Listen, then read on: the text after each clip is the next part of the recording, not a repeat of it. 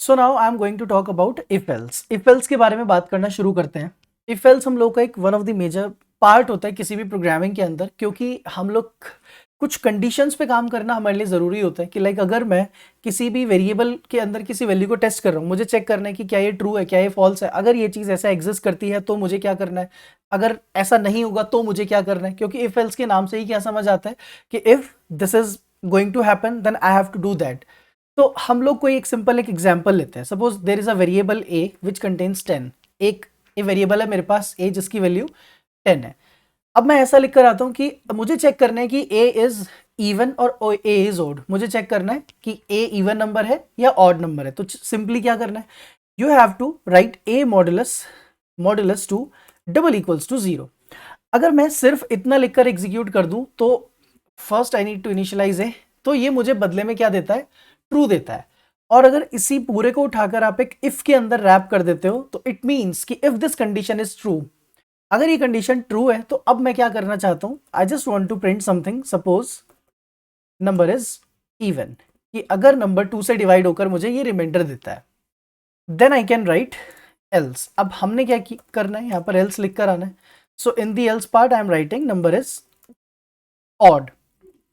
और ये इतना कोड मुझे एक बारी में चलाना है, तो just select the code and control enter. लेकिन क्या हुआ कि जैसे ही हम इस कोड को चलाने जाते हैं एक छोटा सा एरर दे देता है, अनएक्सपेक्टेड एल्स। ये ऐसा क्यों बोल रहा है, हमने तो बिल्कुल सही लिखा है।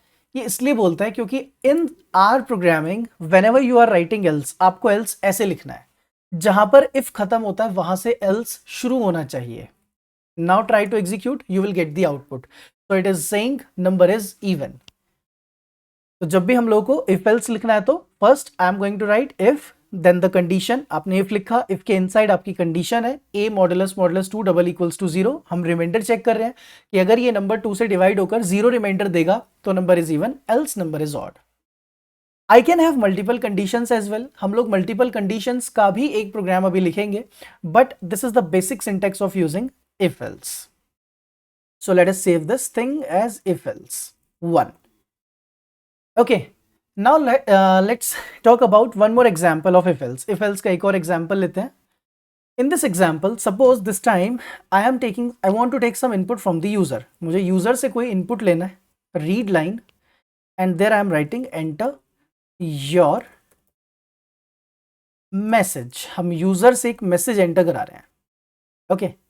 और मुझे चेक करके आना है कि ये मैसेज यूजर ने क्या लिखा है, either it is hi or hello or it is bye or whatever the messages. तो हम कंडीशन क्या लिख सकते हैं कि if message is double equals to hi, then I am going to print hello user. Then I will write else if, this is my second condition. ये अब हम लोग की सेकेंड कंडीशन है। Else if message is double equals to, if you have written something, let's say by, then I'm going to print by user. Then I can write even more else if. कितने भी आप else if ऐसे करके लिख सकते हो। At the end I can write the else part. In the else part I'm simply writing I don't understand. So this is it. ये हम लोगों का कोड है। अब सबसे पहला काम हम लोगों ने क्या करना है कि let's execute this line. It will ask you some message. तो आपने लिखा hi, आई रह गया तो it will go to this else part. तो सबसे पहले वो इफ में चेक करेगा कि if message is double equals to hi, then it will print hello user. अगर मैसेज हाई नहीं है तो वो चेक करेगा कि क्या मैसेज बाय है। अगर बाय भी नहीं है तो वो एल्स में चला जाएगा।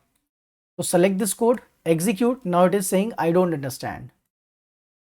तो let me execute this code again. इस बार हम प्रॉपर लिख देते हैं। This time let's see what will be the output. Okay, perfect, hello user जैसा कुछ आउटपुट हमारे पास आ जाता है। तो this is the basic example of using if else, कि इफ एल्स इफ करके मैं कितनी भी कंडीशंस लिख सकता हूं। Now there is one more thing we can integrate, कि अभी क्या होता है, ये आपसे हाई अगर आप लिखते हैं, suppose what if I write capital H then I. अगर मैंने हाई के अंदर कैपिटल एच और फिर स्मॉल आई लिखा तो now it will not work, क्योंकि ये केस सेंसिटिव है। तो अभी अगर आप इसको चलाने की कोशिश करोगे तो it will say I don't understand. तो मैं क्या कर सकता हूं, वी कैन यूज वन और operator. So if you remember I told you earlier, हम पहले इसके बारे में डिस्कस कर चुके हैं कि हमारे पास एंड और करके कुछ लॉजिकल ऑपरेटर्स होते हैं। तो अगर मैसेज हाई है या फिर message is double equals to this, ये भी हो सकता है मैसेज मेरे पास। तो दोनों के लिए हमने कंडीशन चेक की है यहां पर। Similarly I can check for the message bye, कि अगर बाय का बी कैपिटल रखा हुआ है यूजर ने, then also check this one. Okay, so I hope it is clear now. Now this time if you write capital H then I, और फिर इसको चलाने जाते हैं हम लोग। Now it will work perfectly. ये हम लोग का बेसिक सिंटेक्स होता है इफ एल्स के लिए। इसको और थोड़ा बेटर करने के लिए हम ऐसा कर सकते हैं, let's cut this code, put it inside a while loop, and यहां पर लिखकर आ जाते हैं true, then paste your code. इसका मतलब ये होगा कि this time this particular code will be in a while loop, जो कि कॉन्टिन्यूसली चलने वाला है। ये कब तक चलता रहेगा? जब तक कि आप बाय नहीं बोलते, क्योंकि जैसे ही मैं बाय लिखकर आता हूं यहां पर हम क्या कर देते हैं, ब्रेक। क्योंकि ब्रेक का काम क्या होगा, इमीडिएटली आपको वहां से लूप से बाहर लेकर आना। Now let's execute.